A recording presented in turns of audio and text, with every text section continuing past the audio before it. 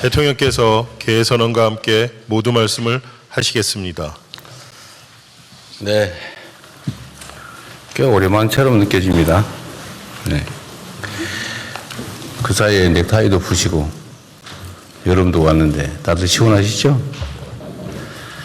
제가 없어서 더 시원했을 것 같아요. 자, 국무회의를 시작하겠습니다.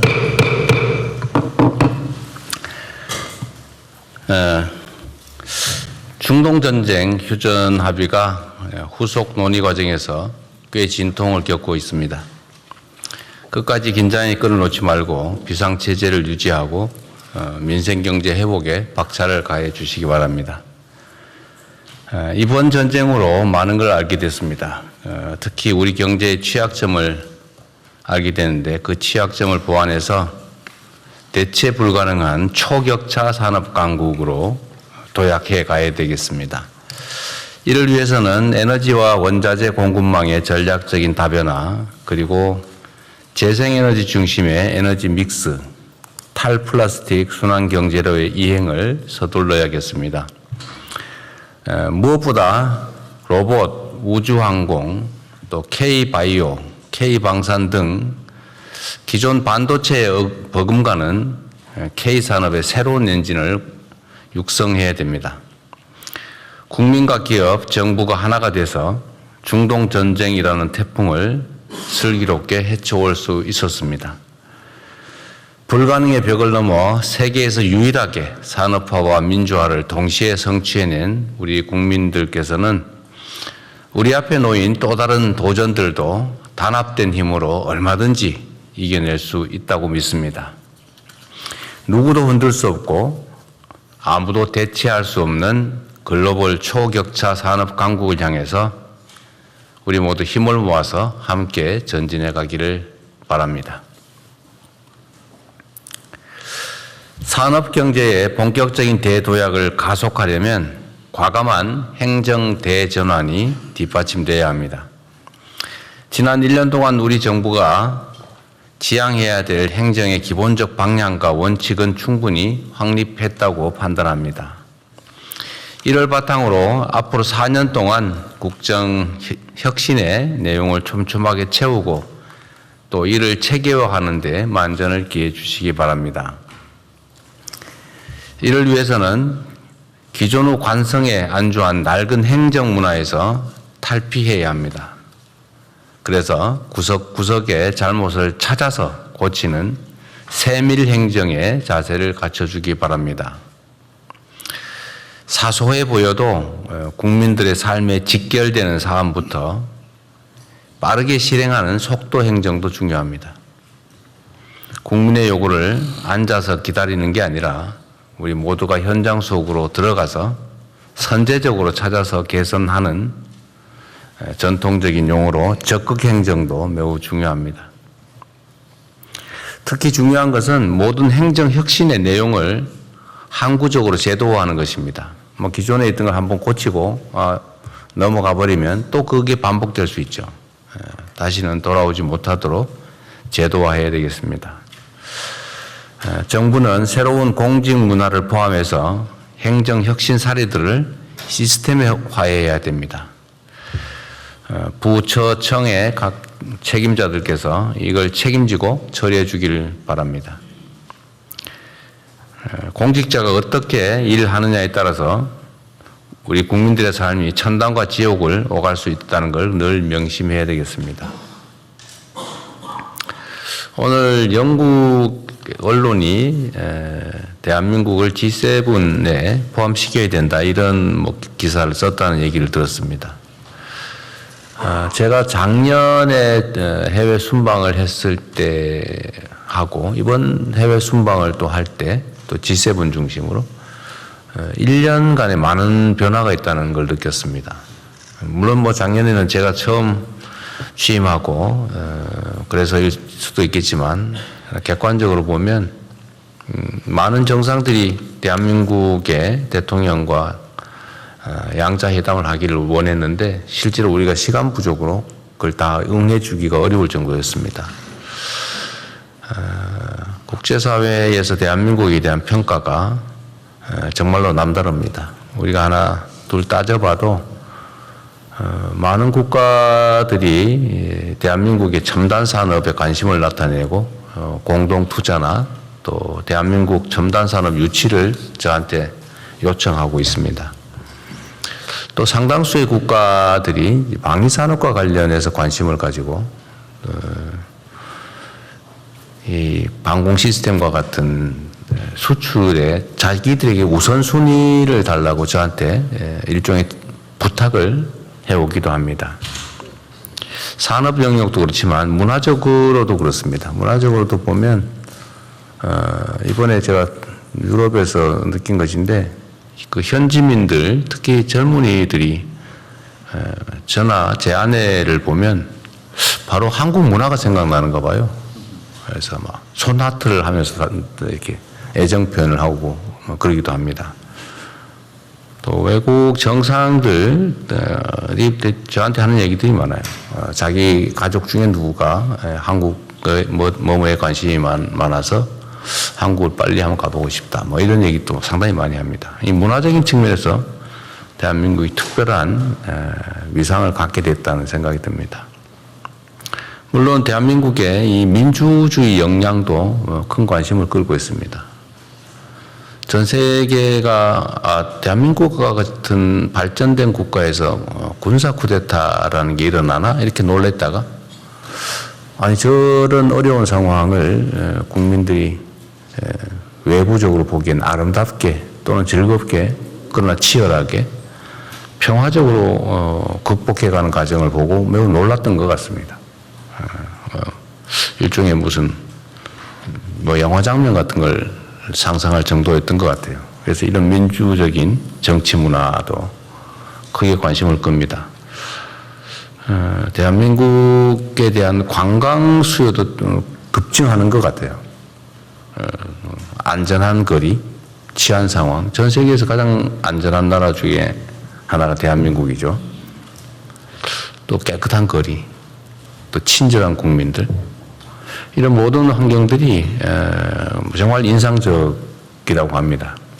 그래서 우리 스스로 우리를 판단하는 것보다는 외부에서 평가하는 게 훨씬 더 높다는 사실을 저 자신도 보고 놀랄 정도입니다. 우리 스스로도 자부심 가져도 되지 않을까 싶습니다. 물론 우리 안에 많은 문제들이 있긴 하지만 그 문제들을 또 완화하고 또 해소해 가면서 전 세계 이상적인 국가로, 모범적인 국가로 우리가 나아갈 수 있다고 믿습니다. 물론 그 내부의 얘기들 중에 이제 청년 문제가 있습니다. 이게 대한민국만의 문제는 아니지만 또 우리 스스로 모범적인 해결 사례를 만들어 가야 되지 않을까 싶습니다. 반도체 호황, 또 그 중에 주식시장 급성장이라고 하는 이 눈부신 성과가 있습니다만 그 이면에 또 자산 양극화라고 하는 그늘이 짙게 드리우고 있습니다. 특히 안정적인 일자리와 소득을 통해서 자산을 형성할 기회 자체가 부족한 우리 청년 세대는 현 시대의 가장 큰 소외자들입니다. 역대급의 성과급이나 역대급인 코스피 지수도 나에게는 딴 세상 이야기라는 청년들의 소외감을 정부가 뼈아프게 받아들여야 할 것입니다. 현재 청년 세대가 직면한 이러한 문제들을 일거에 해소할 소위 왕도는 없습니다. 뭐 그런 게 있다면 이미 다 했겠죠. 정책 전반에 걸쳐서 청년에게 더 많은 기회를 주기 위한 세심하고 꾸준한 노력이 그래서 더욱 중요합니다. 그 일환으로 어제부터 청년 미래 적금 신청이 시작됐습니다. 청년들의 안정적 자산 형성에 도움이 될 수 있도록 정책 홍보와 관리에 만전을 기해 주기 바랍니다. 아울러 일자리, 또 자산 형성, 창업, 주거 등 청년의 삶 전 영역에서 기회의 사다리를 실질적이고 획기적으로 확대하기 위한 정책들을 조속하게 확정하고 또 속도감 있게 추진해 주기 바랍니다. 덧붙여서 한두 가지 좀 더 추가 말씀을 드리도록 하겠습니다. 지금 선관위 사태에 대해서 우리 국민들의 우려, 또 관심이 매우 높습니다.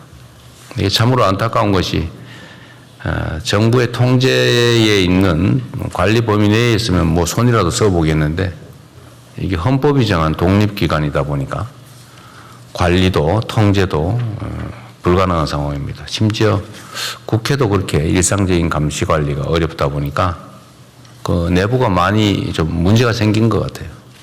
그게 문제가 쌓이고 쌓이다 보니까 심지어 투표지가 부족하다는, 그래서 투표의 장애를 느끼는 그런 상황이 됐습니다. 전 세계가 대한민국의 민주주의를 정말 선망할 정도인데 이를 핵심적으로 담당하는 선관위가 이와 같이 통제 불능 상태에서 있을 수 없는 일을 저지른 점에 대해서는 뭐 좀 변명의 여지가 없습니다. 신속하게 대안을 마련하고 대책을 세워야 되겠죠. 국회가 또 여야 간에 대책을 만들고 있다니까 뭐 저희도 기대하고 또 협력하겠는데 일단 그 안에 있는 여러 가지 이 부정적 요소를 제거하는 일은 지금부터라도 최선을 다해야 될 것 같습니다. 검찰하고 경찰에서 합동수사본부 만들어서 수사를 잘하고 계시겠죠? 어디? 네, 진행하고 있습니다.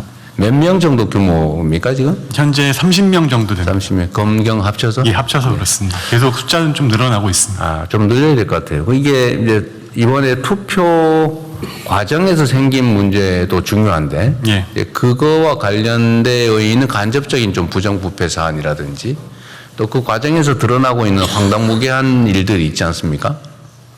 예를 들면 뭐 예산 낭비라든지, 또는 전에는 뭐 문제는 해결됐는지 모르겠는데 채용 비리 문제 같은 것도 잘 정리됐나 모르겠어요. 어쨌든 그런 문제든 아니면 내부 운영 과정에서 국민들이 납득하지 못하는 황당한 일이 많이 생기는 것 같은데 그런 문제들에 대해서도 수사상 필요하면 충분히 다 수사하면 좋겠어요. 전반적인 진상 규명에 집중하겠습니다. 네. 어쨌든 내부가 좀 경각심을 갖지 않고 좀 방만하게 운영한 측면이 있는데 그 점에 대해서 형사적으로 문제되는 부분들은 다 정확하게 수사하고 밝혀서 책임을 물어야 될 것 같습니다. 예, 살펴보도록 하겠습니다. 네. 그리고 지금 주식시장 관련해서 뭐 이런 여러 가지 정책들을 지금 정책실에 준비하고 있다고 했죠. 관련 부처도 다 같이 의논하고 있을 것 같은데 이 주식 매각대금 청산이 지금 현재는 이틀이 걸리지 않습니까? 근데 이걸 좀 앞당기자는 논의를 하는 모양인데 그 시행 시기와 관련해서 뭐 내년 하반기 뭐 이렇게 얘기를 한다고 하는데 뭐 꼭 그래야 되는지 한번 점검해 주시기 바랍니다. 각 부처들도 마찬가지로. 예. 기술적인 약간의 좀 어려움이 있는데요. 또 네. 뭐 방안을 찾고 있습니다. 네, 이게 이제 주식 시장 참여자들 입장에서는 내가 주식을 팔았는데 요즘 같은 세상에 뭐 그 돈 돌려봤는데 이틀씩 걸리냐 납득이 잘 안 될 수도 있고 또 이게 그 해당 증권사들은 그 사이에 이 자금을 이용해서 꽤 혜택을 보는 모양이에요. 그게 좀 정당하지 않은 측면도 있어서 좀 단축하기 바랍니다. 이게 요즘 이 가짜뉴스 또 혐오, 조롱 이게 그냥 과거에는 뭐 장난으로 있을 수 있는 일이지 뭐 표현하다 보면 좀 과할 수도 있지 이런 정도로 넘어갔는데 지금은 이게 체계적인 공격 수단 또는 부당한 이익을 얻는 수단이 돼가고 있는 것 같아요. 그래서 이게 과거처럼 단순히 뭐 우물가에 몇 사람 모여가지고 뭐 재미로 하는 가짜 뉴스, 누가 뭐라 그러더라 이런 수준이 아니고 뭐 인공지능으로 아예 자료를 아무도 식별을 못할 정도로 만들어가지고 명백한 허위 사실을 정말로 그럴듯하게 퍼뜨려서 갈등을 조장하거나 아니면 부당한 이익을 얻는 수단으로 사용되는 측면이 있습니다. 그리고 또 이런 것도 있는데 제가 법학을 배우고 법률가로 활동할 때는 뭐뭐뭐라는 소문이 있더라, 뭐뭐라고 하더라 이런 것도 누가 그런 소문을 냈다고 하는 게 사실이라 하더라도 그 소문이 사실이 아니면 허위사실 공표로 책임을 져야 된다는 거잖아요. 그런데 따옴표를 쳐가지고 땡땡땡땡이라고 주장하더라고 무책임하게 사실상 허위사실을 공표 확산하는 그런 행위가 너무 당연한 것처럼 마치 그게 진실을 전달한 것처럼 이렇게 악용되는 경우가 많은 것 같아요. 우리 안교육 장관님이 어디 가서 대형 사고를 쳤다고 우리 조현 장관님이 얘기를 했다고 하면 조현 장관이 그렇게 말하더라 라고 하는 행위 자체는 진실을 말한 것 같지만 사실은 아니죠. 그게 진짜 사실이에요. 이게 이제 일반적인 상식인데 그런 소문이 있다는 게 사실이니까 라고 해서 책임이 없는 것처럼 생각하는 경우가 꽤 있는 것 같아요. 근데 이 점을 좀 명확하게 해야 됩니다. 그건 말이 안 되죠. 언제나 확인해야지 다른 사람의 인격이나 아니면 이해관계에 관한 그런 허위 주장을 누가 카더라라고 전파하면 안 되죠. 그래서 이런 점에 대해서 우리 분쟁이 될 경우에 수사기관이 좀 엄정하게 하면 좋겠어요. 이게 가짜뉴스나 조롱 혐오 또는 뭐 조작물 이런 것들을 전달하는 게 과거처럼 그냥 한두 개인의 피해로 끝이는 게 아니라 이게 이제 엄청난 사회적인 갈등 대립을 초래하잖아요. 엄청난 사회적 비용을 부담해야 되기 때문에 과거와 다르게 평가해야 될 것 같습니다. 이게 엄청난 사회적인 분란을 가져오잖아요. 뭐 부정선거 이런 것도 제가 그런 걸 가끔 보면 아니 이게 부실한 건 사실인데 그렇다고 그게 전체적인 선거 자체가 부정될 부정선거는 아니잖아요. 의도를 가지고 했는지는 밝혀봐야 되겠지만 그런 점에 대해서 그 수사기관이 좀 엄정하게 좀 책임의 강도를 좀 높여주면 좋을 것 같습니다. 그리고 공직사회 내에 우리 각 부처청에서 좀 주의해서 들여다봐야 될 부분인데요. 얼마 전에 어디 소방서에서 그 소방관들, 여성 소방관들한테 술을 너무 많이 먹이고 회식 강요하고 새벽까지 끌고 다니고 그러다 못 견뎌서 이 사람이 어떻게 된 모양인데 이걸 또 남자친구하고 갈등 때문인 것처럼 이렇게 가짜로 발표해가지고 안 그래도 가슴 아픈 그 남자친구를 아주 그냥 그렇게 2차 가해를 하고 또 이거 감찰해달라고 그랬더니 그냥 묵살하고 그래서 제가 얼마 전에 우리 소방 쪽에 국무조정실이었던가요? 예, 국무조정실에서. 국무조정실에서 조사를 해보았더니 이게 다 사실로 드러났다고 그래요? 예, 사실 드러났습니다. 예. 이게 막상 결국은 정말 이게 유명을 달리하는 그 본인의 고통은 얼마나 심각했을 것이며 또 이걸 잃은 그 남자친구라 그 가족들은 얼마나 가슴 아플 것이며 이거 좀 밝혀달라고 하는데 이것도 묵살해가지고 얼마나 또 속쓰렸을 것이며 이게 입장을 바꿔 생각하면 어떻게 이럴 수가 있습니까? 직장이 먹고 살겠다고 직장을 갔더니 상사라는 사람들이 겨우 하는 짓이 그 뭐 자기들의 놀이감 비슷하게 술 먹고 노는 유흥 대상으로 쓴 거 아닙니까? 이 직장 내 갑질이라고 하는 거죠. 이것도 아주 최악의 갑질인데 이게 문제는 이게 그렇게 심각한 행위인 줄 모른다는 거예요. 아, 뭐 술 좀 같이 먹고 같이 좀 시간 좀 보내자는데 뭐 부하 직원이 그 정도는 할 수 있지.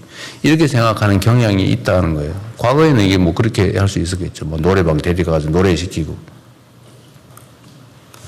그래서 이게 각 부처청에서 좀 각별히 좀 챙겨주면 좋겠습니다. 혹시 이런 요소가, 아니, 이런 게 지금 최근에 벌어진 일 아니에요. 어떻게 이럴 수가 있어요, 이게. 각 부처청에서 내부 조직 점검을 꼭 좀 해보십시오. 이게 조직 내 문화에서 그 여직원들을 상사 옆자리에 앉히려고 일부러 그런다든지, 아직도 그러고 있다 그래요? 그 여성들한테, 여성 직원들한테 술 따르라 그러고 말이에요. 2차 가는데 강제로 데려가고, 술 억지로 먹이고, 원샷 시키고. 그 술 싫다는데 왜 원샷을 시킵니까? 그 자기나 먹지. 어쨌든 직장 내 이런 갑질 요소들은 다시는 이런 얘기 안 나오게 각별히 챙겨주기 바랍니다. 이상입니다. 이후 회의는 경제부총리께서 진행해 주시겠습니다. 예, 먼저 현안 토의를 진행하겠습니다. 중동 전쟁 관련 비상국정 운영 및 대응 현황에 대해서 재경부, 산업부, 금융위, 복지부, 외교부 순으로 발제하겠습니다. 먼저 재경부에서 거시경제 및 물가 대응 현황에 대해서 보고를 드리겠습니다. 6월 22일 미국 이란 간 MOU 1차 협상이 종료됨에 따라서 국제 유가는 오늘 아침에 WTI는 74불대 그리고 브렌트유는 78불대로 해서 70불 초반 또는 후반을 유지하고 있습니다. 그러나 미 연준 금리 인상 시사 등으로 인해서 환율은 1,530원대로 상승한 상황이고 국고채도 금리가 3.8% 내외로 3년물이 등락 중인 그런 상황입니다. 수출은 6월 1일에서 6월 20일까지 60.4%로 증가해서 620억 불을 달성했습니다. 그리고 여기 자료는 빠져 있습니다만 오늘 아침 소비자 심리 지수는 2개월 연속으로서 106 이상을 달성하고 있어서 2달 연속 소비자 심리 지수는 상승 추세에 있습니다. 그러나 중동 전쟁 여파로 물가 상승, 고용 둔화 등의 민생 부담은 우려가 큰 상황입니다. 참고로 2026년도 금년도 국제경영관리원의 국가 경쟁력 평가에서는 대한민국이 작년 27위에서 21위로 6단계 상승한 그런 상황입니다. 대응 방향입니다. 정부는 물가 대응, 고용, 환율, 금리 4대에 대해서는 보다 높은 경각심을 가지고 총력 대응을 하도록 하겠습니다. 먼저 물가입니다. 먹거리 물가 등에 대해서는 서민 부담 경감을 위해서 최선의 노력을 하겠습니다. 에너지 가격에 대해서는 LPG에 대한 유류세이나 그다음에 경유에 대한 유가 연동 보조금 연장, 에너지 할당 관세율 인하 등을 통해서 최대한 에너지 가격 상승을 관리하도록 하겠습니다. 석유 최고 가격제는 국제 유가 추이 등을 감안하여 결정해 나갈 계획입니다. 먹거리는 보다 더 중점을 두도록 하겠습니다. 하반기 농축 수산물 할당 관세를 확대하고 또 현장 점검도 강화하도록 하겠습니다. 재정에서 지원해서 할인 지원을 또 대폭 확대하고 비축이나 또 공급 확대도 하도록 하겠습니다. 특히 여름철로 접어들면서 폭염, 폭우 대응 등에 따른 먹거리 물가 상승에 대해서는 사전적으로 관리해 나가도록 하겠습니다. 고용 부분입니다. 특히 대통령께서 좀 전에 말씀하신 바와 같이 청년 일자리에 대해서는 부분별로 고용 대책을 마련해 나갈 계획입니다. 지금 현재 추진하고 있는 청년 유질 과제는 7월부터 신속 집행하고 또 추가적으로 필요한 사업도 발굴하고 신규 과제도 집중 찾아보도록 하겠습니다. 특히 청년들에 대한 에이전틱 AI 교육 등을 통해서 이런 청년들이 또 중소기업이나 또는 또 중견 대기업들의 어떤 문제를 해결하는 그런 일자리 연계 과제도 적극 추진하겠습니다. 특별히 고용 상황이 나쁜 제조, 건설, 농림 등에 대해서는 고용 상황을 분석해서 맞춤형 대책을 마련하고 있습니다. 환율 금리 관련해서는 환율 시장은 최대한 모니터링을 하면서 시장 안정 조치를 하도록 하겠습니다. 그리고 구조적인 개선 과제도 신속히 추진하겠습니다. 예를 들어서 역외 NDF 거래를 DF를 해서 국내로 가져오는 제도적 조치 등을 강구토록 하겠습니다. 특별하게 고금리, 고환율에 따른 민생 피해 최소화를 위해서 취약 차주나 취약 부문에 대한 대책을 마련하고 중소 수입 기업들에 대해서 환율 인상 등에 따른 어려움을 감안해서 지원 방안도 마련 중에 있습니다. 이상 보고를 마치겠습니다. 이 보고에 대해서 각 부처들 의견이 있으면 좀 말씀을 미리 하고 넘어가죠. 거기 뭐라 하기보다는. 우선 제가 한두 가지만 좀 확인해 볼게요. 지금 국제유가가 70달러 후반에서 등락을 하면 종전에 우리가 국제유가 수준이 60달러대였다는 거예요. 네. 그럼 많이 거의 내려오긴 근접하긴 했네요. 네.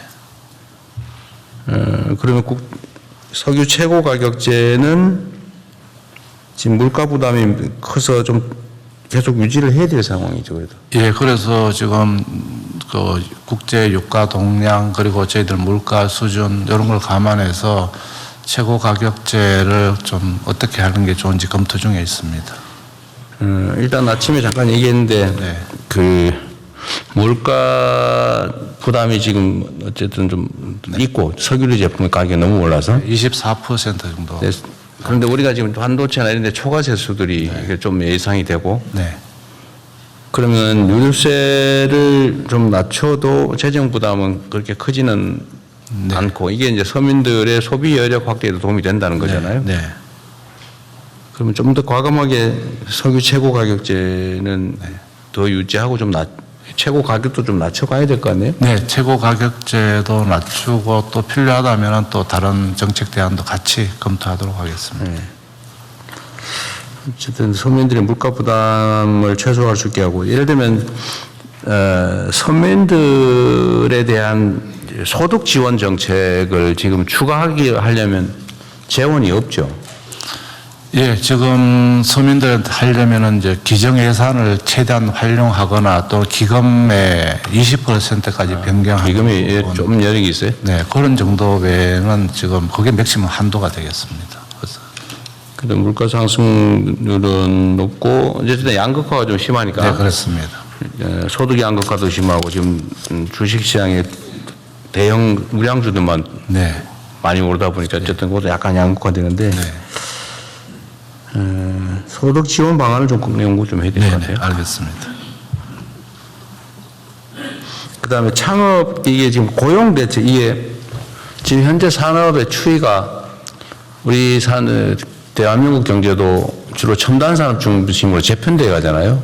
그렇다고 이거 우리가 전통 산업에 매달리면 지금 국제 경제에서 밀리게 되니까 결국 첨단 산업에 집중할 수밖에 없는데 네. 이 첨단 산업의 특징이 고용을 안 한다, 고용이 매우 적다는 거잖아요. 네. 그럼 결국 창업에 집중을 좀 해야 되는데 지금 실제 일할 기회를 늘리는 길은 뭐 그렇게 단순할 수는 없지만 어쨌든 고용을 늘리는 거와 창업을 늘리는 중에 어째 창업 비중을 계속 늘려가야 되겠죠. 네, 지금 사실 이제 고용은 그 대기업들 같은 경우는 고용의 숫자를 빠르게 늘리지는 못하는 상황이기도 하고 기존 기업들의 상황들도 다 있는 상황인데 창업 같은 경우는 본인들이 적극적으로 하고 싶은 사업을 하고 여기에 대한 지원을 하면 늘어나는 속도는 있다고 봅니다. 물론 모두의 창업 지금 진행하면서 보여준 창업에 대한 열기만큼은 저는 지속해서 정부가 지원해야 된다고 생각을 하고요. 지금까지 굉장히 많은 분들이 창업을 했습니다. 근데 지금의 창업은 소상공인 창업 형태의 창업들이었고 그래서 창업을 지원하지 말라는 의견들도 있고 하시지만 창업을 제대로 할 수 있도록 정부가 뒷받침하고 어떤 창업이 좋은 창업인지를 하는 것이 저희가 가져가야 될 방향이기 때문에 여기서 지금 젊은이들 사이에서 지금 고등학생들도 이번에 굉장히 지원들이 많았고 이분들이 고등학교 때부터도 창업을 하는 경험을 가져주고 하면 여기에 대해서 저희가 가져갈 때 미래에 굉장히 중요한 부분이라고 생각합니다.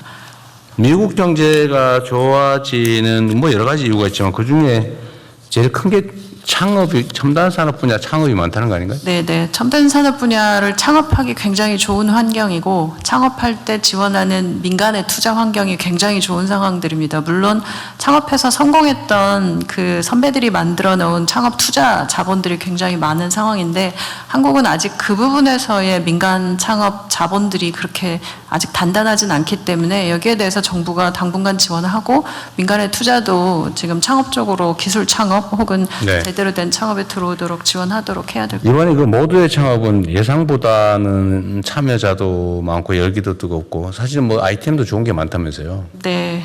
근데 그 지원 금액이나 지원의 수준이 뭐 어쨌든 기존보다는 상당히 그 많이 하긴 했지만 그러나 전체적으로 보면 사실은 좀 지원 규모나 지원 강도를 올려야 되지 않나요?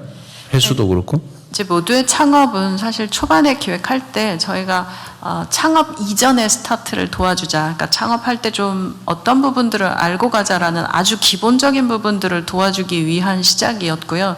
이 다음 단계로는 이제 지금 이번 올해를 거쳐서 제대로 된 투자 단계가 된다면 그때부터는 이제 본격적으로 연도별로 제대로 된 프로그램을 만들어내야 된다고 생각하고 있습니다. 네. 근데 최근에 지금 이제 지원하면서 5,000명 확보된 분들의 의견도 보면 이게 이제 이전에는 저희가 창업을 그냥 똑같이 봤지만 딥테크 창업해야 되는 분들은 좀 더 많은 그 제 시제품 만들 때의 네. 비용도 되게 많이 든다는 말씀도 합니다.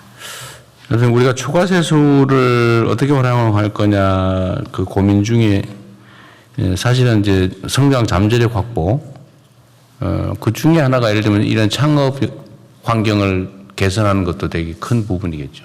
좀 과감하게 좀 지원을 늘리는 게 네, 여러 부분 이번에 부족하고 부족했던 부분들도 있어서 운영 관련된 부분의 부족함도 좀 더 제대로 세우고 그리고 저희가 지원해야 될 부분들은 좀 더 과감하게 지원하는 걸로 창업에 대한 지원은 전 적극적으로 추진해 가야 된다고 생각합니다.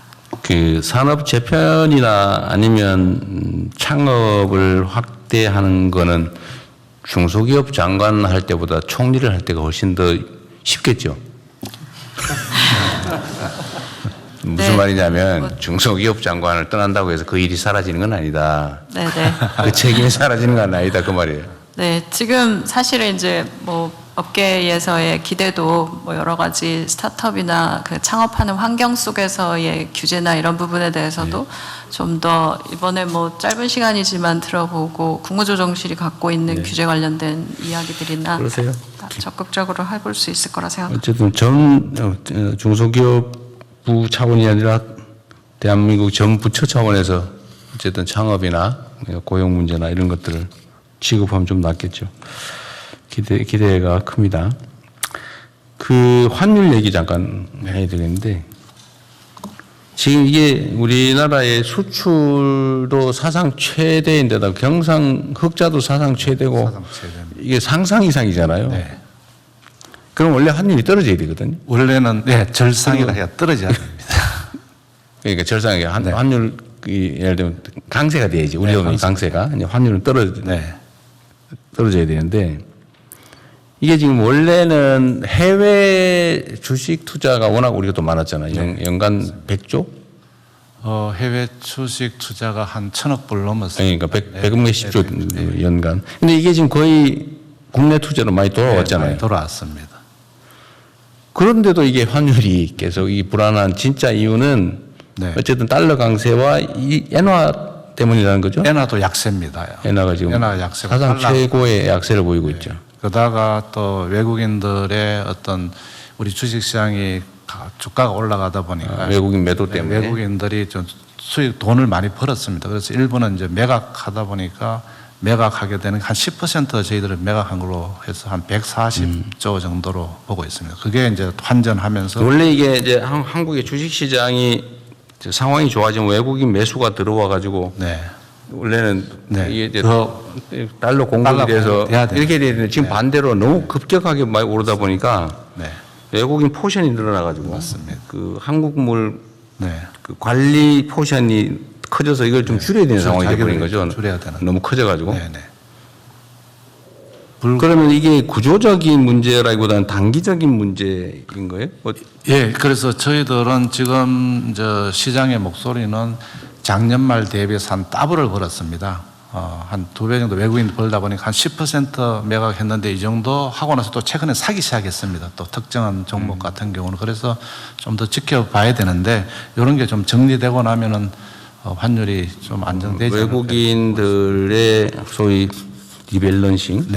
이 끝나갈 시점이. 근데 그게 사실 이제 주가의 급격한 상승이 멈추는 시점 아니에요? 예, 그렇죠. 지금처럼 계속 너무 급격하게 상승하면 계속 포지션 조정을 해야 되잖아요. 그래서 이제 안정적인 주가 상승이 가장 국민들이나 또 외국인들한테 바람직한 것 같습니다. 이게 결국 이게 정상화 과정이기도 하고 최근에 이제 또 반도체 분야의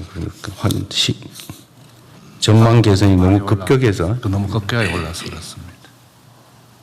어쨌든 1,500원 중반대는 너무 소위 펀더멘털에 비해서는 너무 과하다는 거죠. 과하다고 지금 생각하고 또 미국이나 또 이런 쪽에서 시간이 문제겠군요. 예, 시간을 가지고 저희들이 급격한 시장의 어떤 변동성을 막도록 하겠습니다.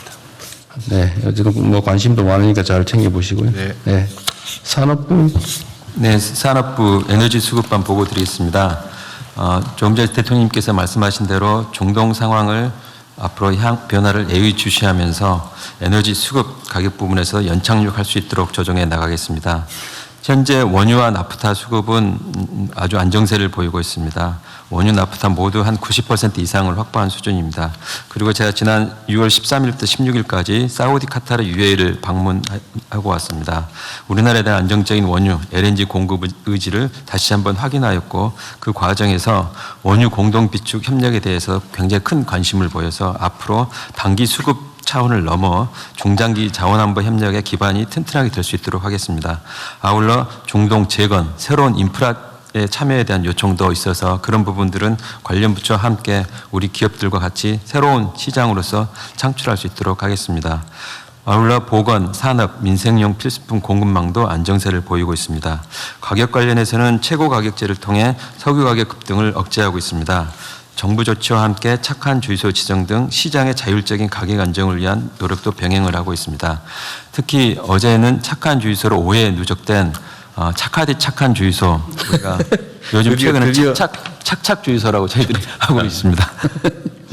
두 개가 처음 나왔습니다. 이 착하디 착한 주유소는 전국 평균보다 리터당 42원, 착한 주유소는 20원 정도 저렴하게 판매하여 소비자 부담을 완화하고 있습니다. 이와 같은 착하디 착한 주유소에 대해서는 다양한 보상들을 지금 마련해 인센티브를 제공하고 있고 어제도 제가 직접 다녀왔습니다. 이 방송을 보고 계신 국민들께 이 착한 주유소에 대해서는 요즘 유행하는 말로 돈줄을 한번 내주시면 감사하겠다고 생각합니다. 어딘지 알려줘야. 여기 지금 적어놨습니다. 특별히 청주 주유소는 청주에 제가 갔다 왔는데 이름 자체가 참 멋있습니다. 오 해피 주유소입니다. 예, 방문하시면은 앞으로 해피하실 거라고 생각을 하고요. 다른 한 군데는 광주에 있습니다. 광주의 평동 제일 주유소입니다. 청주는 제가 다녀오고 아침에는 광산구에 있는 평동 제일 주유소 사장님하고 제가 통화를 직접 했습니다. 사장님께서는 굉장히 감격하시더라고요. 그래서 제가 한번 물어봤습니다. 아니 왜 주변에 비해서 이렇게 가격을 착하게 했느냐 했더니 그분 말씀이 온 나라가 전쟁으로 어수선한데 나 혼자 잘 살겠다고 하면 되겠습니까? 말씀을 하셔서 제가 굉장히 감동을 했습니다. 뭐 손해를 본 건 아니겠죠, 설마? 손해는 장사하는 사람이 손해 본다면은 그 거짓말입니다. 네, 너무 감사하다는 말씀을 드리고 협력해 주신 주유소 분들에게 특별히 감사 말씀을 드립니다. 리터당 40원, 20원 싸게 팔았으면 엄청 싸게 판 거예요. 굉장히 큰 규모입니다. 네, 굉장히 큰 규모입니다. 그만큼 이렇게 협력해 주시는 착한 주유소 분들에 대해서 제가 금융이나 다른 기관들의 어떤 인센티브에 대해서 요청을 하고 있습니다. 우리 행안부에서는 연말에 대통령 표상을 적극적으로 검토해 주신다고 해서 한번 주시면 감사하겠다는 말씀을 드립니다. 행안부 어디 갔어요? 네, 대통령 이제 정부 포상 수시 포상 제도가 있기 때문에 대통령 방침 주시면은 챙겨주세요. 그렇게 하도록 하겠습니다. 향후 대응 계획입니다. 기존의 수급 안정화 조치는 당분간 유지를 할 예정입니다. 조금 전에 그 부총리께서 지금 현재 유가가 원래는 100불이 넘었다 70불대로 떨어졌다고 해서 많이 떨어진 거 아니냐 그런 말씀을 하셨는데 지금 최근에 유가에 대해서 조금 말씀을 드리면 지금은 원래는 유가에다 플러스 항상 리스크 프리미엄이라 해가지고 위험 가중치가 붙게 되어 있습니다. 근데 지금 과거에는 평상시에는 리스크 프리미엄이라는 게 0.5불 정도 있었는데 지금 그게 아직도 20불이 넘어가고 있습니다. 그래요? 그러니까 75불이라고 하면 실제로 우리가 도입하는 가격은 얼마가 되냐면 95불 정도 되는 굉장히 높은 가격입니다. 그만큼 유가가 전체적인 도입 부분은 아직 떨어져 있는 상황이 아니어서 저희들 생각에서는 기존의 수급 안정화 조치, 최고 가격 조치는 계속 일단은 좀 유지를 해 나갈 예정이고요. 그렇지만은 당초에 한 100불이 넘었던 유가가 지금 최근에는 많이 떨어진 부분을 감안해서 최고 가격은 조정을 해 나가도록 하겠습니다. 아울러서 최고 가격제 시행에 따른 정유사 손실 보전도 차질 없이 준비해 나가도록 하겠습니다. 마지막으로 이번 전쟁 상황을 교훈 삼아 장기적인 관점에서 대통령께서 말씀하신 도입 다변화, 비축 역량 강화, 글로벌 자원 협력 등 자원 안보 강화 대책을 지속적으로 추진해 나갔습니다. 이상 보고를 마치겠습니다. 네.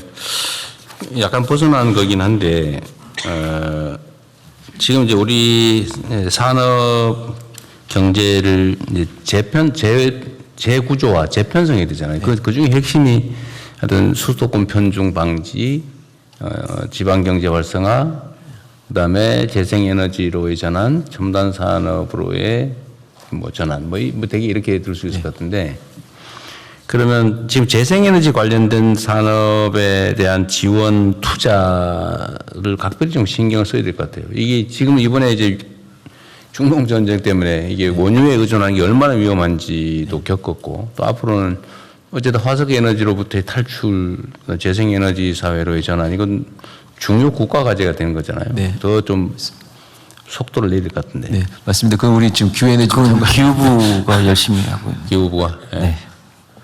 에너지부가 열심히 하고. 기후부가 너무 기후 보전에 너무 신경 쓰느라고 약간 비협조적이라는 소문이. 전혀 그렇지 않습니다. 전혀 아니에요. 지금 태양광 관련해서도 상당한 투자를 하고 있고요. 특히 국내 산업 관련해서 가격은 낮추되 국산을 쓰면서 국내 지금 굉장히 축소된 태양광 산업도 키우고요. 풍력 산업도 키우고 관련된 배터리 산업, 전기차 이런 소위 녹색 전환 관련한 산업을 집중적으로 육성하기 위한 방안을 지금 재경부하고 산업부하고 저희 기후부가 소위 이제 GX라고 해서 네. 그린 대전환과 관련된 산업군을 어떻게 육성 발전시킬지에 대해서 네. 집중 검토하고 있고 조만간 보고 드릴 수 있도록. 아, 그러세요? 하여튼 기저전력 확보 문제에서도 너무 오조적이지 않으면 좋겠어요. 그러니까 기저전은 아무래도 원전 중심으로 가고 석탄을 줄이면서 재생에너지와 소위 배터리, 양수 이런 걸 합치면 그것도 안정적인 전력원으로 쓸 수 있거든요. 네. 그 양수 발전소를 만들려면 이제 환경 훼손 문제가 걸리잖아요. 그래서 양수 발전도 이제 기존에 댐이 있는데요. 네.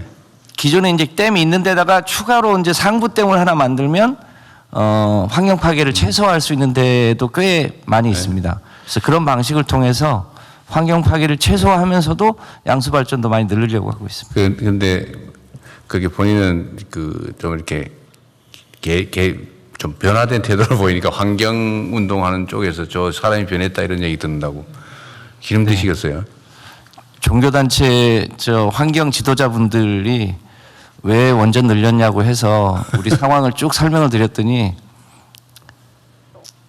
상황은 알겠는데 그래도 동의는 못하겠다 이런 얘기를 하시고 어쨌든 힘들겠지만 하여튼 잘 조정해 주십시오. 예, 여건들을 충분히 이해는 하시는 하여튼 상황이. 이게 이제 서남 해안 중심으로 일단 재생에너지를 어떻게 우리가 활용을 할 거냐는 여러 가지 복합적 의미가 있잖아요, 그죠? 네. 잘 좀 고려해 주시기 바랍니다. 네, 그다음 다른 의견 없으면 다른 거 진도 나가시죠. 네, 금융위원장입니다. 금융안전망 내용 보고드리겠습니다. 먼저 국내 금융시장 동향입니다. 주식시장의 경우 코스피는 종전 협상 관련 불확실성에도 불구하고 글로벌 AI 반도체 사이클 지속 기대감, 6월 수출 호조 등으로 상승하는 흐름이며 어제도 9,114포인트로 마감을 해서 종가 기준으로는 역대 최고치를 경신했습니다. 두 번째 작은 것이 보시면 주요국 증시 상승률을 비교해 보면 중동 전쟁 이후를 끊거나 아니면 금년 전체로 보거나 어느 기간을 보더라도 우리나라가 압도적인 상승률을 지금 보이고 있습니다. 그 맨 밑에 월간 상승률 흐름을 보시면 3월에 중동 전쟁이 발발하면서 마이너스 19% 했다가 4월에 급반등한 걸 빼고 나면 매월 한 20%대의 상승률이 꾸준히 지속적으로 보여지고 있는 흐름입니다. 채권 시장은 종전 기대감으로 다소 하락하던 금리가 미 FOMC 이후 글로벌 기준금리 인상 경계감이 작용하면서 재차 상승하는 모습입니다. 금융부문 대응 현황입니다. 민생 실물 경제 지원을 위해 정책금융 지원 프로그램 11.2조 원이 집행되었으며 은행권 중심으로 피해기업 등 대상 37.2조 원 지원과 업권별 특성을 감안한 상생금융 노력이 계속 진행 중입니다. 당구장 글씨를 보시면 석유화학업계 나프타 수입을 지원하기 위해서 여천 NCC에 이어 롯데케미칼에 대해서도 금융권에서 수입 신용장 한도를 상향 조정해 줬습니다. 그리고 대통령님께서 모두 발언에서 말씀해 주신 바대로 청년 자산 형성 지원을 위한 청년 미래적금이 어제 출시가 되었습니다. 본인이 납입하면 그 납입금에 더해서 정부 기여금을 추가로 더해주고 은행에서는 우대금리를 적용해주고 이자 소득은 비과세 혜택을 주면서 결국 최대 연 19.4%의 금리 효과를 누릴 수 있는 아주 위험이 없고 수익이 굉장히 높은 그런 상품이 되겠습니다. 작은 글씨 보시면 월 최대 50만 원씩 3년간 부으면 정부가 기여금으로 납입액의 우대형의 경우 12%를 추가해 줍니다. 그리고 금리는 최대 8%가 적용됩니다. 그렇기 때문에 3년 만기할 때 최대 2,255만 원의 목돈을 받을 수 있게 됩니다. 그 가입 절차는 박스에서 보시는 것처럼 어제부터 시작해서 다음 주까지 2주간 주요 은행의 모바일 앱을 통해서 비대면으로 별도 서류 신청 없이 간편하게 가입 신청이 가능합니다. 저희들이 청년들이 좀 친숙한 여러 가지 다양한 매체들을 통해서 집중 홍보하고 있습니다. 저도 어제 출시 첫날이라서 커피차를 끌고 청년들이 많이 모이는 그 성수동의 출근길 거기에 가서 청년들을 만나서 음료도 나눠드리고 이 가입 안내도 했습니다. 그래서 보면 어제 같은 경우는 지금 첫 주 동안은 이게 너무 몰릴 수 있어서 오브제로 출생 연도별로 오브제로 끊어서 지금 하고 있는데요. 어제 같은 경우 신청 접수를 해봤더니 19.6만 명의 청년들께서 가입을 신청하셔서 상당히 높은 수준으로 지금 가입을 하셨습니다. 근데 이제 이번 주, 다음 주까지 계속 신청을 하시면 되겠습니다. 대통령께서 말씀하신 대로 이 청년 미래적금이 우리 자산 형성 기회가 부족한 우리 청년들에게 희망의 사대가 될 수 있도록 세심함과 꾸준함으로 계속해서 홍보와 관리에 각별히 신경을 쓰도록 하겠습니다. 금융시스템 안정을 위한 채권 자금시장 안정 프로그램 7.2조 원이 집행이 되고 있습니다. 또 자사주 소각 의무화 상법 개정이 3월 6일 날 공포가 됐습니다. 거기에 이어서 자사주 공시제도도 확대 강화합니다. 자사주 관련 공시 대상 의무 기업을 기존의 자사주를 1% 이상 보유한 상장회사에서 자사주를 보유한 모든 상장회사로 확대합니다. 그리고 보유 처분 계획뿐만 아니라 이행 현황까지 투명하게 공시함으로써 적극적인 주주 환원 유도와 시장 감시 기능을 강화하겠습니다. 그렇게 되면 밑에서 보시는 것처럼 기존의 1048개사에서 1714개사로 대상이 확대됩니다. 그리고 오늘 국무회의에 관련 자본법 시행령 개정안이 의결되면 26년 반기 보고서부터 적용이 돼서 빠르면 7월 말부터 한 8월 초중순까지 공시가 이루어지게 되겠습니다. 참고로 자사주 소각 추이를 보면 25년에 21.4조 원이었는데 연간 26년에는 5개월 동안 상법 개정의 효과로서 43.1조 원이 지금 자사주 소각이 이루어지고 있습니다. 앞으로도 계속해서 민생 지원과 금융 안정을 위한 정책적 대응 노력에 만전을 기하도록 하겠습니다. 이상 보고 마치겠습니다. 청년 미래 적금은 몇 살까지 할 수 있는 거예요? 네. 19세에서 34세입니다. 근데 이제 군대 갔다 온 친구들 같은 경우는 그 군대 기간을 빼줘서 최대한 6년까지 확보를 해줍니다. 그럼 군대 갔다 온 예를 들면 1년 6개월이면 34세에 끝나는 날로부터 1년 6개월 더 더해준다. 네, 그렇습니다. 이거 제한은 그러니까 이게 뭐 제한은 없어요. 원하는 사람 다 할 수 있어요? 네, 근데 이제 여기 소득 요건이 있어서요. 정부 지원이기 때문에 소득 요건이 일정 소득 이하의 경우에 이제 지원을 해주게 됩니다. 뭐 대충 기준은 어떤 거예요? 예, 대충 기준은 아주 7,500만 원까지 월 소득이 7,500만 원에서 6천만 원까지는 연소득이겠지. 연소득. 예, 연소득 7,500만 원에서 6천만 원까지는 기여금 없이 이자 소득 비과세 혜택을 받고요. 6천만 원 이하부터는 이제 기여금이 들어가는데 6천만 원까지는 6%고 3,600만 원 아래의 경우에는 12%가 적용이 되겠습니다. 6% 하는 게만 해도 이익은 되는데 그게 어쨌든 6천만 원 에서 3,600만 월 원. 500만 원 이하만 된다. 네. 월 500만 원 이상은 혜택이 있긴 있는데 더 낮은 거예요? 아니면 안 되는 거예요? 예, 혜택이 있는데 그건 이자 소득 비과세지. 비과세 예, 정도. 기여금까지는 안 드리는. 그러면은 저기 대상자가 이제 기간은 2주간으로 하는데 넘쳤다. 예를 들면 상한 있어 총량 상한이 있어요? 네, 저희들이 예산을 받아온 게 있어서요. 만약에 넘치면 소득이 이제 낮은 순서대로 그거 빨리 해야 되겠네. 빨리 하는 게 아니라 일단 여기다 신청을 하시면 가입 신청을 하고 2단계는 편하게 하기 위해서 저희들이 적격 심사를 아니, 내 합니다. 말은 네. 저희 선착순으로 잘리는 거 아니에요, 쉽게 말하면. 아닙니다. 이제 가입 신청은 2주 동안 일괄적으로 받고요. 받으면. 네, 그다음에 3주 근데 동안 막 넘쳤다, 예산을. 네. 그럼 이제 받은 분 중에 저희들이 이제 심사해서 소득을 다 어떻게 보면 순서를 매기기 때문에 그러다가 신청했는데 잘릴 수도 있어요. 제 말은 한도가 있냐 이 말이에요. 예를 들면 금액 한도가 아니고 네. 몇 명까지 그렇지 아니면 않습니다. 총액으로 2주 동안 들어오는 사람 다 해줘요. 예, 다 받습니다. 대상만 되면? 예, 다 받고 대신 3주 동안 심사를 합니다. 이걸 이제 올해 일반회계에 저희가 7,450억 정도를 반영을 했습니다. 네. 그래서 320만 명을 대상으로 저희가 그쯤으로 사업이고요. 예상을 한 건데 내 말은 분명히 이게 예산에 한계가 있을 것 같아서 한 얘기예요. 네. 이게 1인당 어쨌든 한 450만 원 정도의 혜택을 주는 거 아닙니까? 네. 대충. 네. 450만 원 정도 물론 몇 년에 분산돼 있긴 하지만 그러면 분명히 예산이 들어갈 거고 그 예산에 총액이 분명히 있을 텐데 네. 넘치면 못 해주는 거 아니냐 그 말이에요. 넘치면 어떡할 거예요?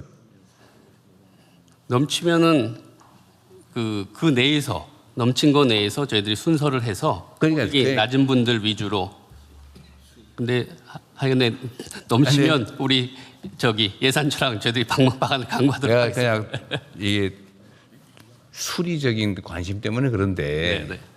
어쨌든 우리는 언제나 최악의 상황 그러니까 어제 극단적 상황을 대비해야 된단 말이에요. 그 사고 나면 안 되니까.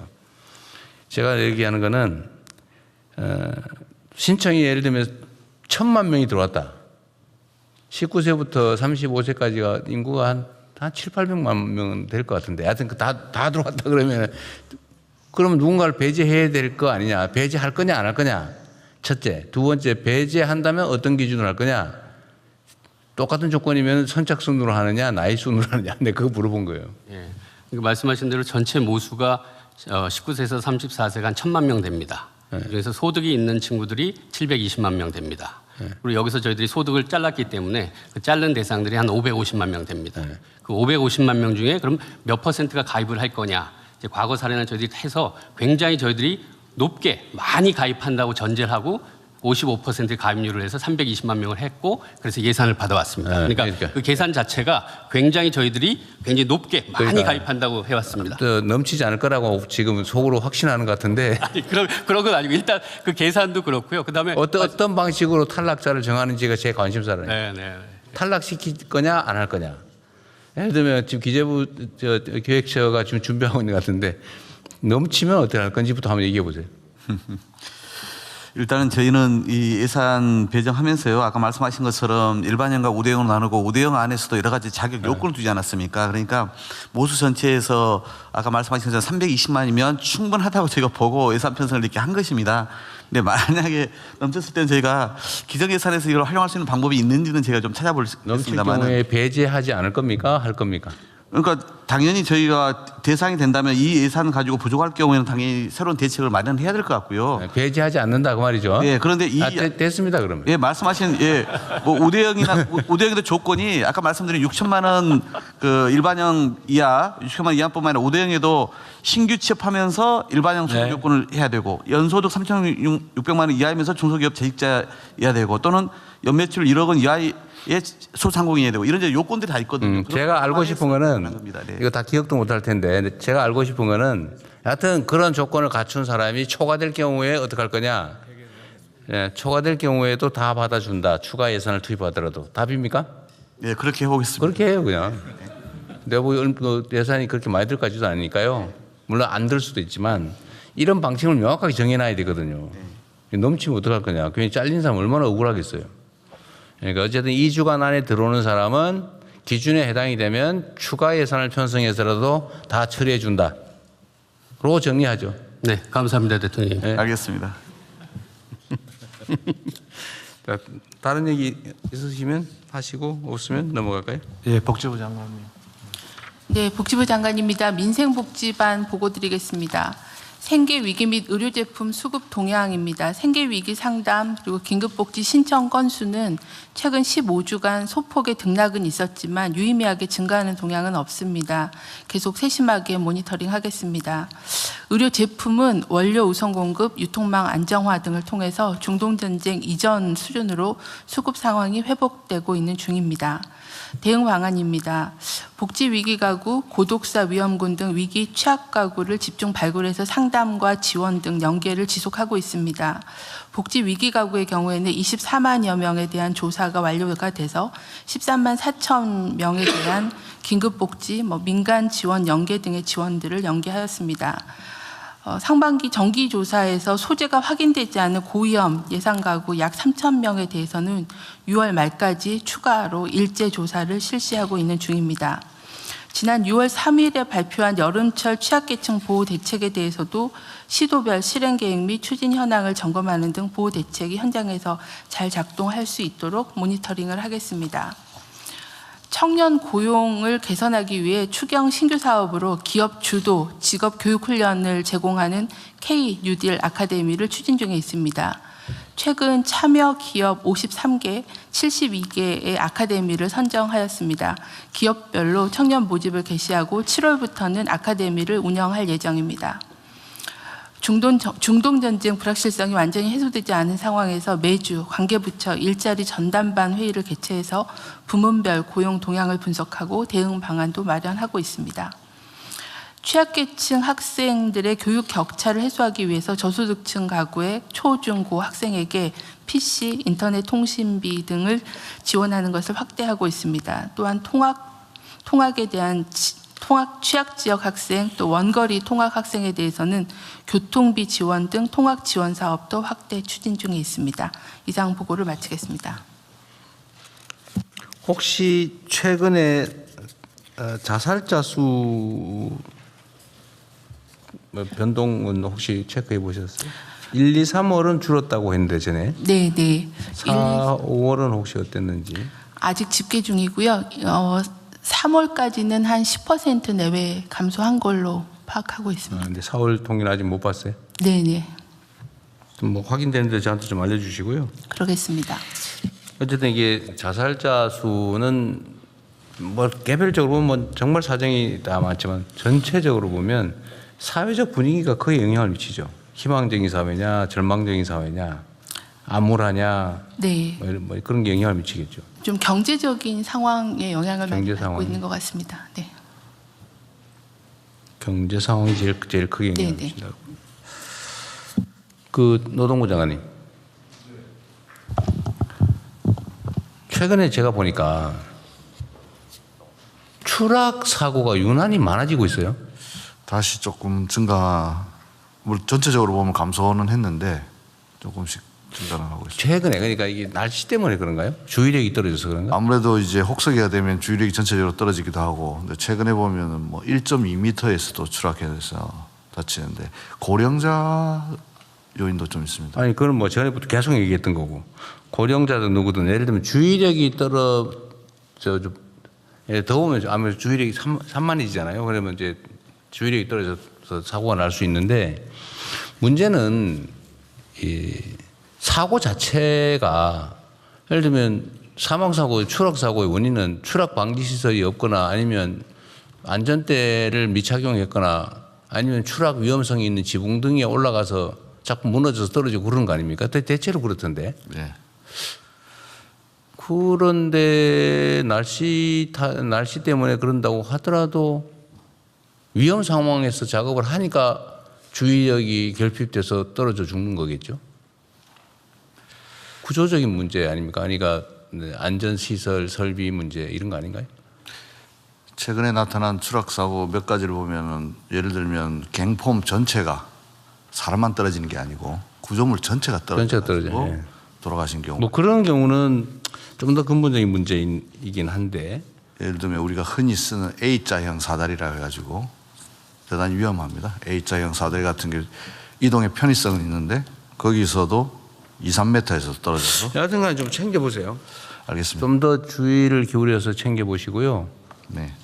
오히려 지붕이 무너져서 떨어지고 이런 건 좀 줄어들어요. 그건 내가 보니까. 안전 지킴이 하고 저희가 지난번에 보고 드렸듯이 협단체하고 협업해가지고 어디서 공사한다는 위치를 알면 저희들이 가서 사전에 계도하고. 그런 건 좀 줄었는데 그냥 추락해서 사망한 이거 안전대 설치 네. 또는 착용을 안 해서 그런 거죠. 결국은 어쨌든 좀 이게 신경을 좀 덜 쓰면 사고가 더 나거든요. 장관님 저번에 그랬죠. 맨날 현장에 가보겠다고. 맨날은 아니고 맨날은 아니었어요. 매주 간다고 했습니다. 매주 네. 가고 예. 하고 있어요. 최근에는 못 간데 하여튼 매주 가겠습니다. 그게 영향이 있는 것 같아요. 알겠습니다. 네, 사람이 죽고 사는 문제니까 힘들더라도 좀 더 네. 아니면 뭐 자주 가겠습니다. 여하튼 고위 공직자가 움직이냐 아니냐에 따라 영향이 있어요. 네. 관심이 있냐 없냐 행동하냐 안 하냐. 그러니까 사람 목숨이 달린 거니까 좀 잘 챙겨주십시오. 그리고 작년에 제가 그 맨홀 지시를 한 후에 사고가 없었거든요. 그렇습니다. 근데 최근에 제가 그 얘기를 우리 내부 회의에서 한 날 사고가 났더라고. 그래서 죽지는 않았는데. 예. 근데 한 명은 중태라고 하는 것 같고요. 네, 다행히 그 사망자는 발생 안 했는데 다시 한번 말씀드리지만 맨홀 사고 같은 경우에는 어떻게 보면은 구하로 들어갔다가 계속 흔히 말해서 다발성으로 나타나는 거예요. 네, 이번에도 그랬더라고. 네, 그 이유는 아니 장관님 그게 중요한 게 아니에요. 네. 왜 들어가냐 이 말이에요. 왜 점검 없이 들어가냐. 전에 점검 없이 못 들어가게 나름은 조치를 취해서 그 후에 지금 근 1년 한 8개월 가까이 사고가 없었잖아요. 네, 질식사가 없었는데 이번에 다시 이번에 사고가 났잖아 지금. 네. 근데 거기는 점검 없이 들어갔잖아요. 그렇습니다. 처음 들어간 사람이 상태가 심각하다면서요. 네. 근데 왜 들어가게 허용을 예를 들면 노동부가 뭐 나름의 노력은 했겠지만 그거 발주자가 지방자치단체죠. 그렇습니다. 어디에? 인천 서구입니다. 인천 서구. 원래 그 맨홀에 들어가는 작업을 하려면 뭐 지금 지침에 의해서 통보하고 점검하고 뭐 이렇게 돼 있잖아요. 그걸 지킨 거예요, 안 지킨 거예요? 현재로서는 사전 위험성 평가를 안 한 것으로 판단됩니다. 그러니까 그거 하라고 그렇게 작년부터 난리를 쳐서 지침까지 만들어서 했는데 지금 안 지켜서 결국 사고 난 거잖아요. 네, 그게 이제 민간 사업자 같으면 돈 버느라고 그랬다고 치더라도 공공 영역에서 그런 사고를 나게 했다는 게 말이 안 되잖아요. 그렇습니다. 이번 사고도 보면은 전통적인 맨홀도 있는데 예를 들자면은 장마철을 대비해 가지고 그 수사 누가 하고 있어요? 저희들이 지금 노동부에서 네, 하고 노동 근로감독관이 사고하고 있어요. 네. 경찰 검찰이 하지는 않고. 일단 중대 사망자가 발생하지 않았기 때문에 일단은 저희들이 산안법 위반하고 네. 보고 있습니다. 하여튼 그 산업재해 사망 계속 신경 쓰셔야 돼요. 네. 네. 이런 구조적인 문제. 그리고 제가 그 각 사업체 중에서 똑같은 방식으로 사고가 계속 재발하는 업체들을 뽑아라 그랬더니 그 한 100몇십 개 되더라고요. 네. 이거 어떻게 막을지 보고하라고 지금 시켜놨는데 그 회사 단위로 또는 관할 관청별로 하여튼 동일한 유형의 사고가 똑같은 회사의 동일한 유형의 사업장에서 재반복된다는 건 이건 정말 그 쉽게 용납하기 어려워요. 사람 목숨을 어떻게 알길래 이때까지 그렇게 사고가 나서 계속 반복해서 어느 회사는 보니까 매년 죽는 회사도 있던데. 그것도 똑같은 유형으로. 그 말이 안 되잖아요. 사람을 갖다가 건축 자재로 썼다는 얘기밖에 더 됩니까? 건설 자재로 썼다는 얘기밖에. 어떻게 사람 목숨을 그렇게 허투루 얘기입니까? 잘 관리를 좀 세게 하세요. 네, 엄정하게 보고 있습니다. 네. 돈하고 사람 목숨을 바꿔서 해야 되겠어요. 어쨌든 우리 사회는 사람이 너무 많이 죽어요. 그다음에 여름철 안전사고는 행안부 소관으로 챙기고 있겠죠? 네, 어쨌든 추가 완전히 없애기는 어렵겠지만 예측할 수 있는 사고는 최소화될 수 있게. 제가 사고 다발 지역의 감시 요원들 추가 채용해가지고 하라고 한 거 하고 있어요? 네. 대통령님 여기 재난안전본부장 보고 드리겠습니다. 대통령님 말씀하셔가지고 작년에도 많이 늘렸고 올해도 300명 이상 늘려서 하고 있습니다. 지금 지방정부랑 추가적으로 해서 대폭적으로 더 늘릴 수 있도록 하겠습니다. 그 안전요원들 교육도 잘해야 됩니다. 그 안전요원이 배치되어 있는데 똑같이 사고 나서 죽는 경우 많아요. 그렇습니다. 솔직히 놓은 거야. 그 들어갈 때 말려야 되는데 가만 놔뒀다 들어가 빠지고 난 다음에 대책이 없잖아요. 네, 지금 잘하고 있는 지역들도 있기 때문에 그런 사례들을 좀 전파를 해가고. 그 안전요원도 관리를 하세요. 안전 활동을 잘하고 있는지. 네, 알겠습니다. 지난주에 제가 그 용소계곡이라는 데 가봤는데 거기가 잘 하고 있어서 그런 것들 잘 하겠습니다. 몰래 감찰도 좀 해보세요. 가서 제대로 근무하고 있는. 전부 하루 종일 이거만 보고 있을 수도 있어요. 핸드폰 들고. 네, 알겠습니다. 그 가능성이 많습니다. 네. 형식적으로 하지 않게. 하여튼 사망자 수 줄이는 거는 총력을 좀 다해 주시기 바랍니다. 각 부처에서. 네. 다른 거 없으면 넘어가시죠. 네. 네, 해외 상황 관리반 보고 드리겠습니다. 먼저 미국과 이란 간의 협상 동향입니다. 양국은 지난 일요일 스위스에서 파키스탄과 카타르 총리가 참여한 사자 형식의 대면회담을 개최하였습니다. 회담 직후에 아락치 이란 외교장관이 원유 수출 재개와 해외 동결자금 해제 등 핵심 현안에 관해 의미 있는 진전이 있었다고 평가했으며 벤스 부통령도 이란이 IAEA 사찰단 복귀를 허용하는 등 이란과 성공적인 최종 합의를 위한 좋은 토대를 마련했다고 언급했습니다. 이 회담에서 양국은 양해각서 이행에 대한 정치적 감독을 담당할 고위급 위원회를 설립하고 또 호르무즈 해협 내 상선의 안전한 통행 보장을 위한 메커니즘을 마련하는 것, 또 레바논 문제와 관련해서 분쟁 방지 조정기구를 설치하는 것을 합의한 것으로 알려졌습니다. 앞으로 남은 기간 동안 후속 협상 경과를 면밀히 주시하겠습니다. 한편 외교부는 해수부와 또 재공관과 함께 원팀으로 호르무즈 해협에 잔류 중인 22척의 우리 선박과 선원의 안전을 지속적으로 점검하고 조속히 안전 통항이 이루어지도록 필요한 지원을 계속해 나가겠습니다. 아울러 전후 재건과 중동 지역과의 종합적인 경제 협력 방안을 마련하기 위해 한중동 포괄적인 경제협력팀을 설치하는 등 종전 이후의 대응을 적극 준비하고 있습니다. 다양한 외교 채널을 통해 관련국들과 긴밀히 협력해 나가겠습니다. 이어서 에너지와 원자재 공급망 관련 대응입니다. 대통령님께서 앞서 말씀하신 대로 우리 경제의 취약점을 이 기회에 극복하기 위해서 중남미 또 중앙아시아 등 중동 이외의 자원 보유 지역과의 외교 및 민관 협의를 통해서 공급망 위기 대응 협력 기반을 계속해서 강화하고 있습니다. 호르무즈 해협 재개방에 대한 기대가 제기되고 있지만은 완전한 수급과 물류 정상화에는 시간이 다소 소요될 수 있을 것임에 비추어서 공급망 회복력 제고를 해나가는 노력을 지속하겠습니다. 이상입니다. 네. 예, 그러면 이상으로 토의를 마치고 문체부 장관입니다. 네, 중동 전쟁으로 인한 비상 상황에서도 올해 우리나라 찾은 외국인 숫자가 지난주 토요일에 1,000만을 넘어섰습니다. 벌써요? 네네. 작년에는 7월 20일이었는데요. 한 달이나 일찌감치 앞서서 이제 달성한 실적이고요. 작년 대비 21.2%가 늘어난 숫자입니다. 올해는 중동 전쟁과 고물가 그리고 고유가로 인한 항공료 부담까지 있어서 불리한 여건이었습니다만 이제 K컬처로 인한 열기로 세계인들의 발길이 우리나라로 계속 지속돼서 향했고요. 또 우리나라 국민들께서도 아주 친절하게 손님들을 잘 대접해 주신 덕분이라고 생각합니다. 또 환율 효과도 있었고요.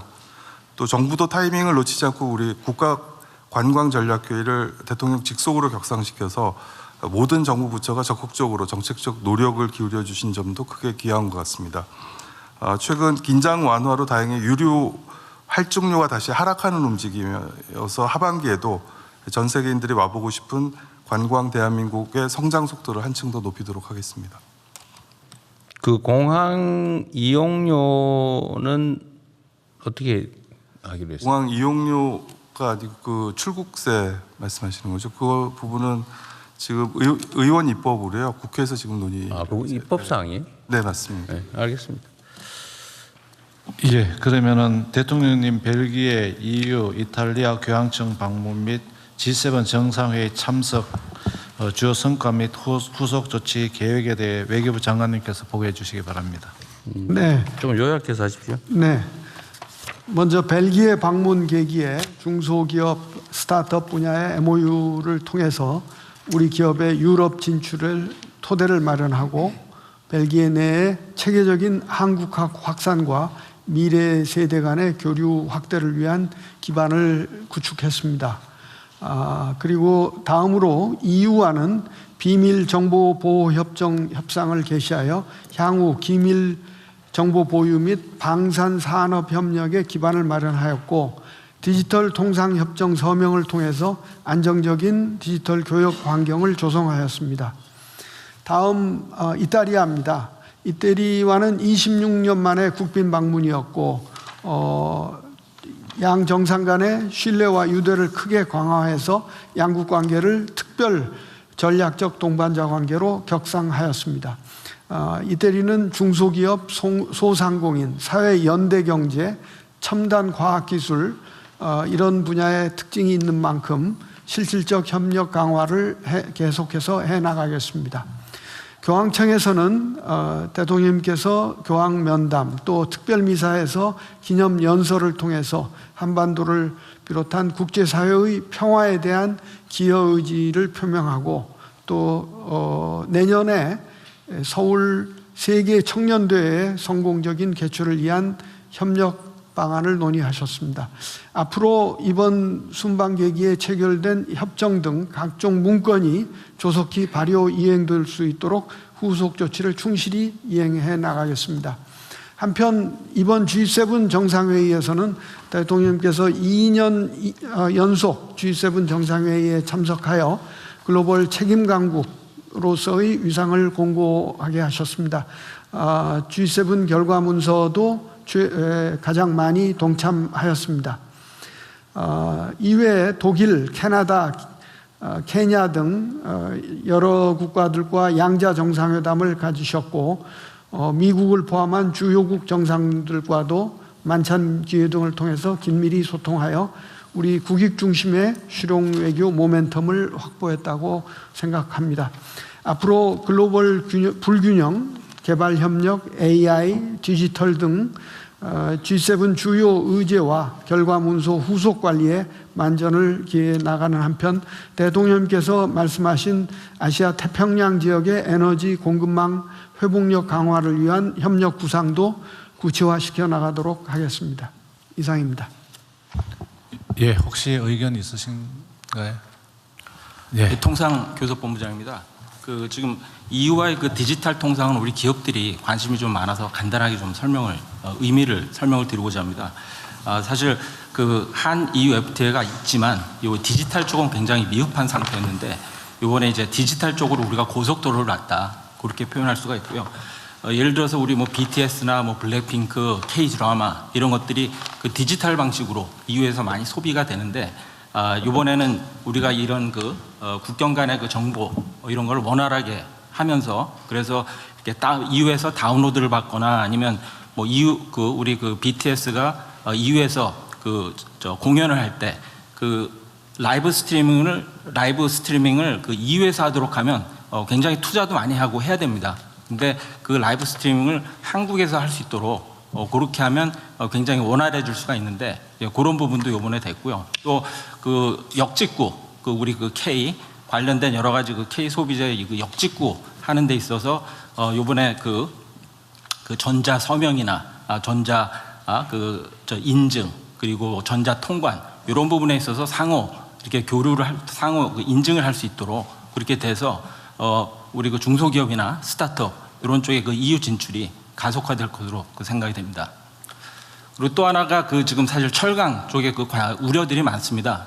그 EU에서 철강 그 쿼터를 46%를 그 7월 1일부터 줄이는 걸로 그렇게 해놨고 20개국이 동시에 그 서로 좀 많이 가져가려고 하다 보니까 굉장히 치열했는데 이번에 그 정상회담 하시면서 우리 그 대통령께서 굉장히 강하게 말씀을 해주셔가지고 그 지금 협상이 뭐 유리한 쪽으로 그렇게 흘러가고 있고 마지막까지 저희가 뭐 1톤까지 더 받아낼 수 있도록 그렇게 최선을 다하겠습니다.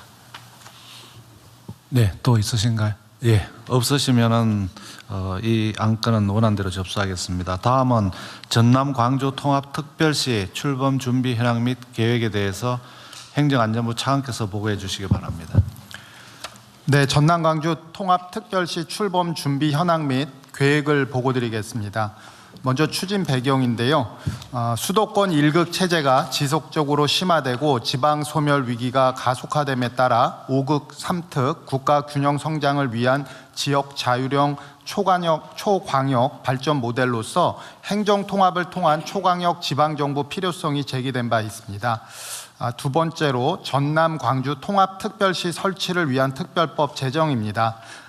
대통령님께서는 지난해 12월 광역 통합의 이니셔티브를 제시해 주신 바 있었고요. 이에 전남 광주 시도지사의 대통합 공동선언이 있었습니다.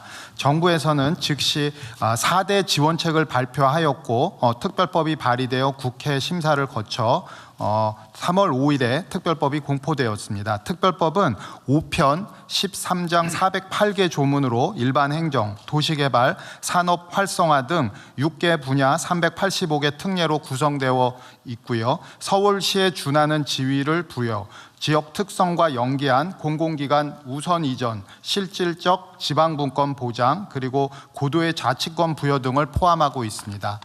다음 쪽입니다.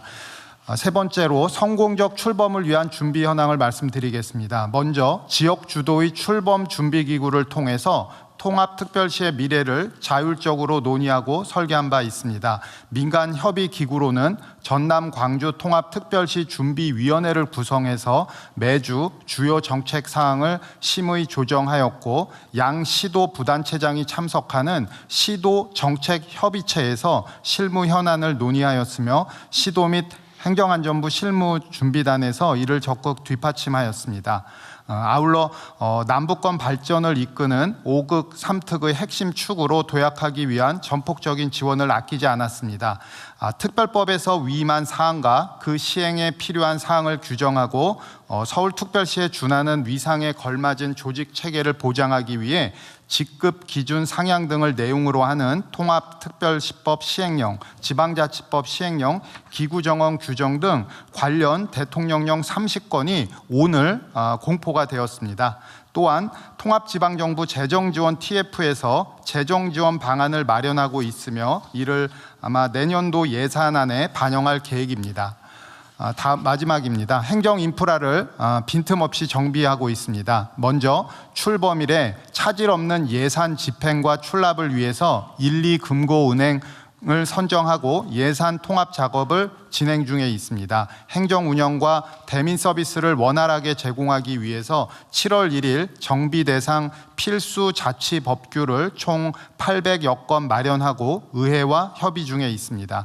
또한 전수조사를 거쳐서 공부 240종과 공인 1,800여 개 안내 표지판도 정비해 나가고 있습니다. 다음 출범일을 안정적으로 대민 서비스를 제공하기 위해 정보 시스템 통합을 추진 중에 있고요. 각 시스템별로 모의 훈련 중에 있습니다. 대규모 데이터 전환 과정에서 대민 서비스 중단이 불가피한 경우 주말, 야간 중단으로 조정해서 국민 불편을 최소화했습니다. 특히 중앙정부와 지방정부 간 적극적인 협업을 통해서 다양한 매체 등을 활용하여 적극 홍보해 나가겠습니다.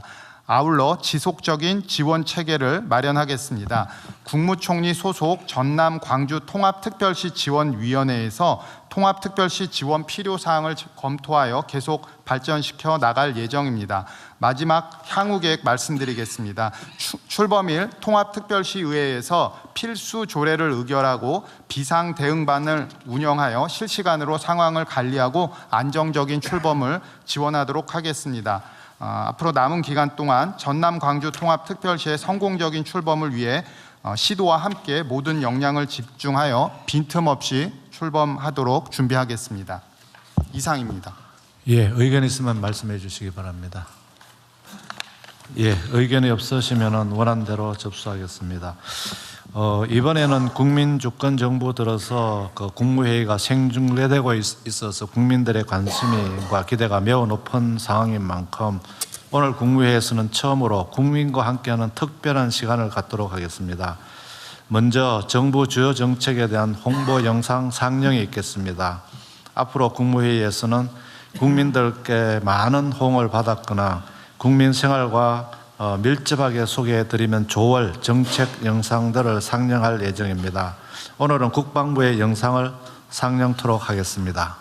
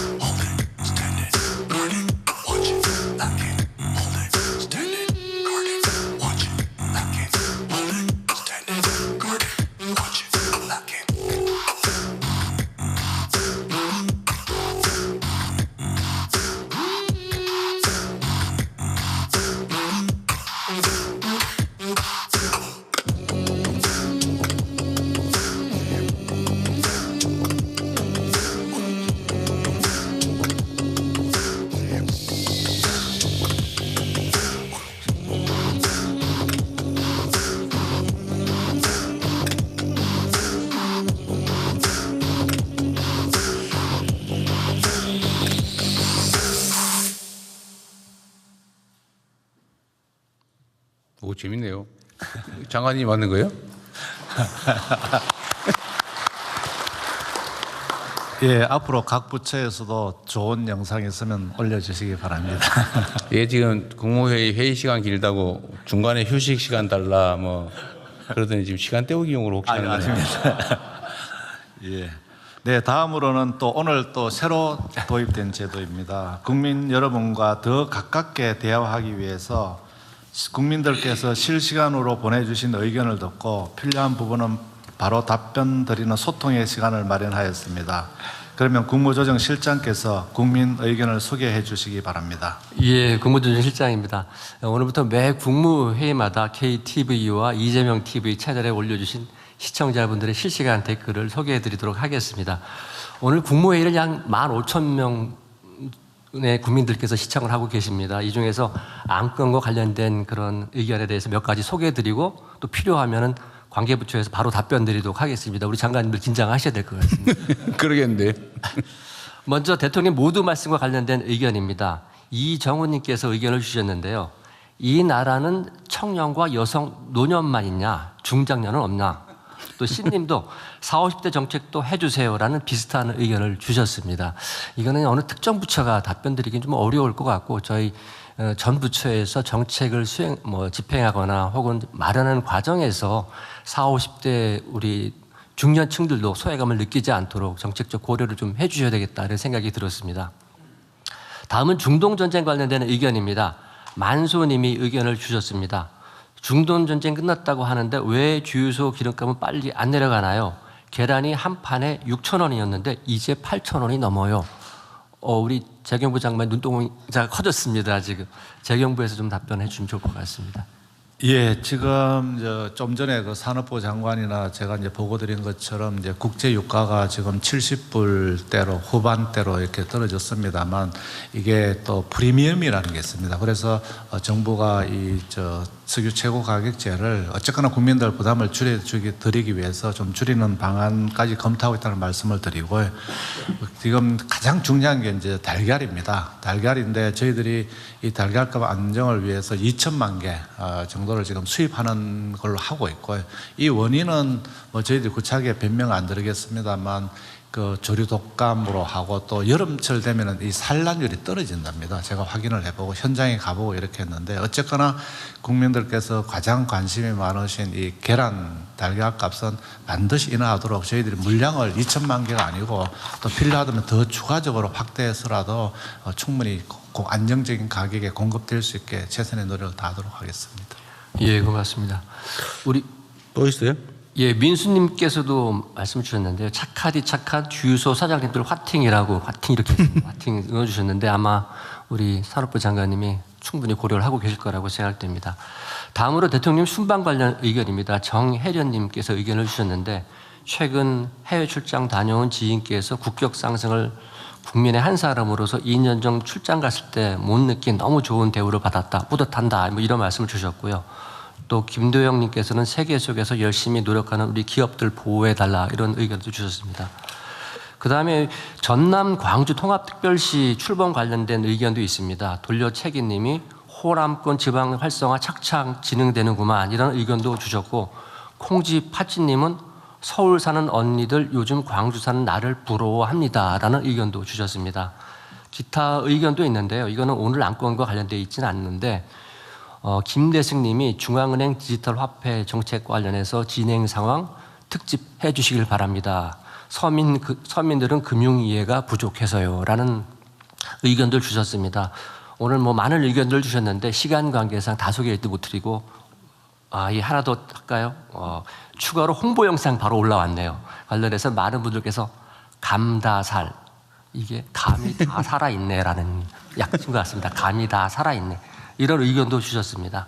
오늘 의견 주신 모든 분들께 감사드리고 지금 소개 다 못 드렸는데 소개해드린 부분들 저희가 잘 정리를 해서 필요한 정책들 관련된 사항들은 부처에다 의견 검토하도록 그렇게 하겠습니다. 다시 한번 좋은 의견 보내주신 시청자들 감사드리겠습니다. 그거 보니까 생각이 나는데 디지털 화폐 부분은 나중에 저한테도 따로 보고 한번 해주세요. 어떻게 할지. 예, 이게 지금 저도 잠깐 잊어버리고 있었는데 이 부분 한번 챙겨봐야 될 것 같네요. 석유류 최고 가격 문제는 아까도 잠깐 말씀드렸는데 어쨌든 전 세계의 정유 제품 석유류 가격은 실제 우리나라보다 매우 높게 형성돼 있죠. 뭐 3, 4천 원대 보통 이 정도 가는데 어쨌든 국민들 세금도 그렇고 관련 업계에서 많이 도와주셔서 그래도 이 위기 상황보다 많이 낮게 유지하고 있는 상태인데 어쨌든 이것조차도 우리 서민들한테 부담은 많이 될 거예요. 어쨌든 그건 추가로 좀 더 관리하도록 하겠습니다. 계란 문제는 매년 반복되는데 올해가 좀 유난하죠. 예, 어쨌든 조류 독감 관리도 좀 잘해야 될 것 같습니다. 예. 다음 진행하시죠. 예, 그러면 이후 순서는 비공개로 운영하겠습니다. 언론인 여러분께서는 회의 진행에 협조해 주시기 바랍니다.